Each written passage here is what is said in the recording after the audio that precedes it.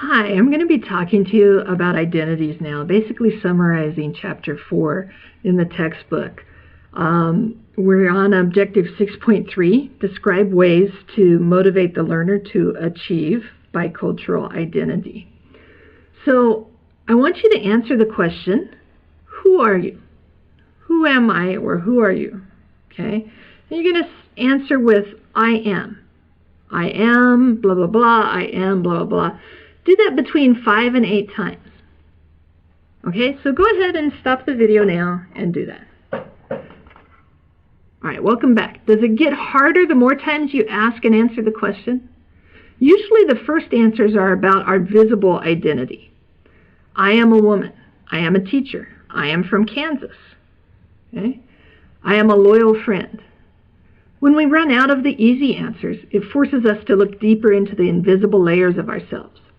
I am confident, sometimes overconfident. I am kind. We are more comfortable with visible labels. Those types of categories such as sister, daughter-in-law, husband, that are easy to define and easy for everyone to know what we mean. It is more difficult for me to say that I am a kind person because there are times when I want to tear someone's head off. So sometimes I'm kind and sometimes I'm not. Compare that to the fact that I will always be from Kansas. Okay? So our personal identity is how we answer the question about ourselves regarding who we are. It is the core of our being. So the next identity they were talking about is gender. And we've talked a lot about gender already, so I'm not going to say a whole lot here, except I was asked about the difference between sex and gender. Usually, a lot of times authors use them as synonyms, so there's no difference to most authors.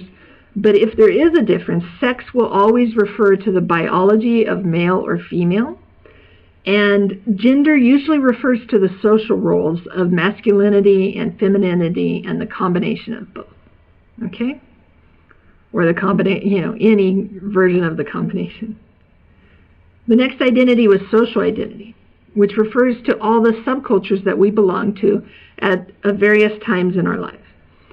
Being a daughter-in-law is a subculture, but so is being a part of a group that gets together regularly to play mahjong.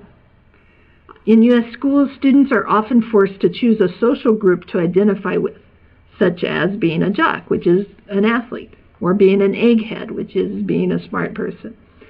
They could be a member of the school newspaper or a troublemaker.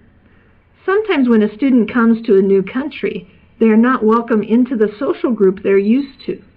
So they are forced to accept any group that will take them.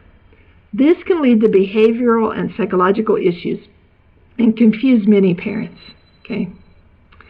The next one is cultural identity. Cultural identity is a lot of what we've already been talking about up to this point in the class, so I'm not going to say much here.